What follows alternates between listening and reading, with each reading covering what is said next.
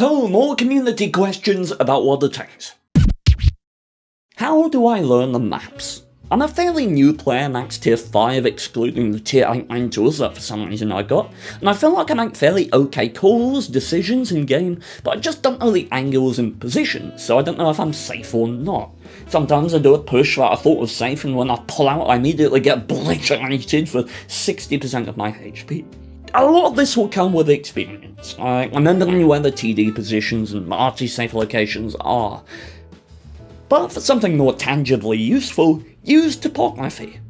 Topography is a single-player game mode that allows you to drive around a lot of the maps, and contrary to what it tells you, you don't have to obey the instructions at all. The enemies are always at the same place every single time, and you are free to explore, discover angles, and learn without spending anything other than time. You can potentially earn money too if you complete the topography game modes. It's an activity I thoroughly recommend playing about with if you're a newer player. Why do vision mechanics seem to favour some tanks over others regardless of camo statistics? Obviously, talented content creators like yourself use a specific position / push, never get spotted. But when I try and use that position, not only do I never spot anything, but I get spotted from the bush. Sometimes I think the hidden bush hitboxes are smaller than they appear, and my larger than average German light tank are just too big to use them.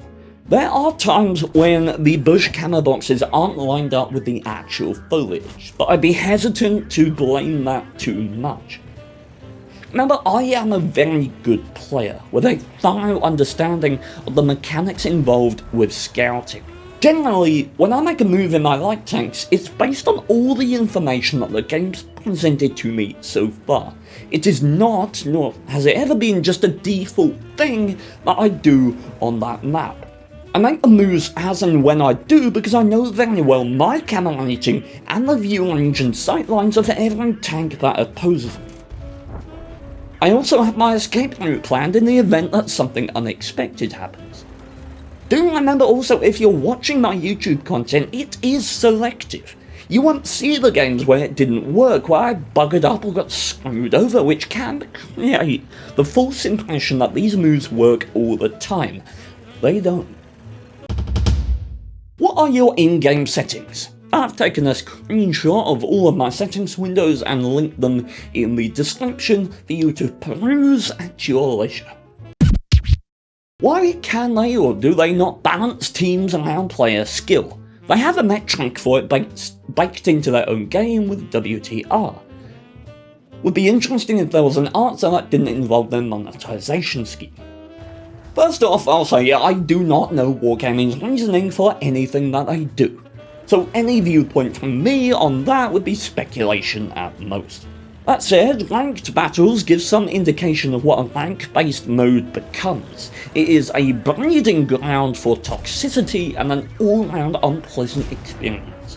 I personally would absolutely despise skill-based matchmaking because, frankly, games with good players are boring, predictable, and oftentimes these people are a very hostile part of the player base, and I have very little desire to play in games filled with them. The skill-based matchmaking I would be okay with is player to player. So while the team lineup is still random with an assortment of players of all skill levels, if one team has a Unicum tier 9, then so does the other team. That way you still have the variation in player skill, but it ends up being overall more balanced. As to why I don't do that, queue times, I would imagine. It would be incredibly difficult to implement and get the matchmaker to do that, and probably just not viable if they wanted to keep the queue times at a reasonable level. Does Arty really prevent camping? Or to be more specific, do you think Arty with its playstyle in the game is healthy for the game in general? I mean, in brief, no. I think Arty is a very poorly designed mechanic, and I think most players would be happy to see the back of it, despite the issues that would bring. However, I stand by the logic that Arty is not a terrible idea in concept. The issue arises in the way it's been implemented into the game. Many years ago now, I made a 50-minute long video on how wargaming could fix Arty, which you can find the link to that up here. And those principles hold true today, so I'd encourage you to go and watch it. My point then is my point now. With every single class in the game, mediums, light tanks, heavy tanks, tank destroyers, skill is the primary factor. Like, you can put a good player next to a bad player in those classes of vehicles, and you can distinguish one from the other. Arty is the only class in the game where that task is difficult, where you can sit a good player next to a bad player and have trouble distinguishing which is which. When was the last time you were playing a game and you thought, wow, this Arty's really good? Hardly ever happens. And it's because the class mechanics are incredibly two-dimensional. There is very little room to grow as an Arty player because the class has a very low skill ceiling. And until that changes, until Wargaming implement Arty in such a way that you can tell the difference between a bad Arty player and a good Arty player, it is always going to feel like a boring, toxic class. Have you ever tried to play the most expensive game of World of Tanks? Meaning when you are done, you've spent the most silver on that game that's ever been spent on the game. For example, the Tier 5 Leo, when loaded with full premium ammo, that alone costs 475,000. If you could somehow play a game and expend all of that ammo, which would take somewhere around 10 minutes, you might have a game where you spend over 500,000 credits. I have not personally done this. However, it is an interesting idea.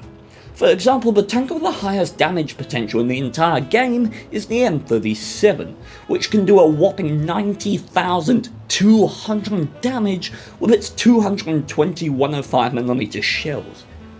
But tanks like this and the Birch gun at 74,200 potential damage don't have premium shells, so the shell cost isn't that ludicrous.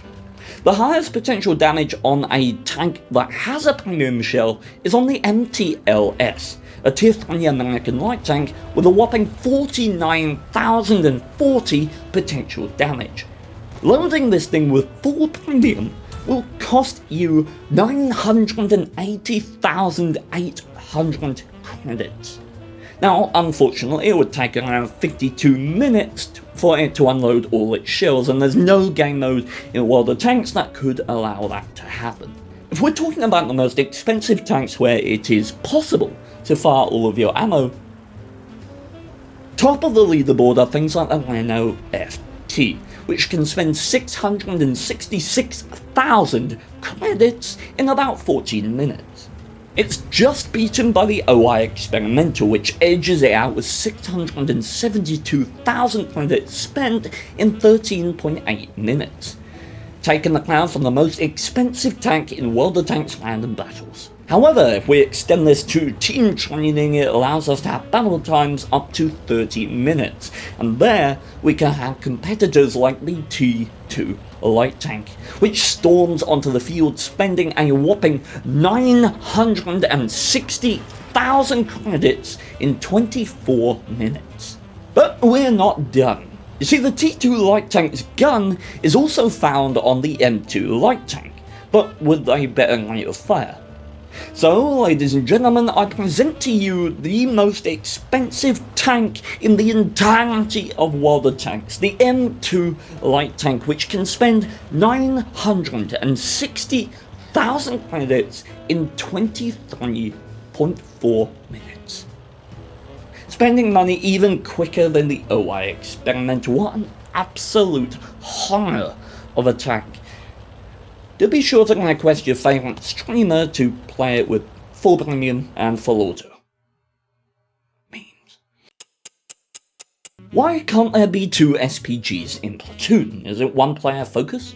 And this is fantastic, because it allows me to talk about one of the dumbest things Wargaming have ever said. You would think that, wouldn't you? You'd think that Wargaming removed the ability of artists to Platoon to stop them coordinating and just toxically focusing someone for the entire game. That is an understandable reason for removing that ability. Likewise for limiting Arty in random games. We get it, some of us like it. But no, according to Wargaming, In their article on the Arty changes, they stated, and I quote, "Removing the option to play in platoons should facilitate team cooperation and aid the matchmaker in creating balanced teams." Yeah, okay. You are vocal about mismatched scenarios where a platoon of 3 SPGs is placed at the top of the list and the team ends up with 3 long-range support fire vehicles as their main strength.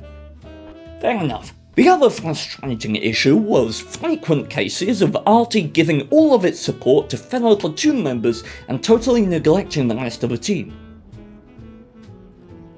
What?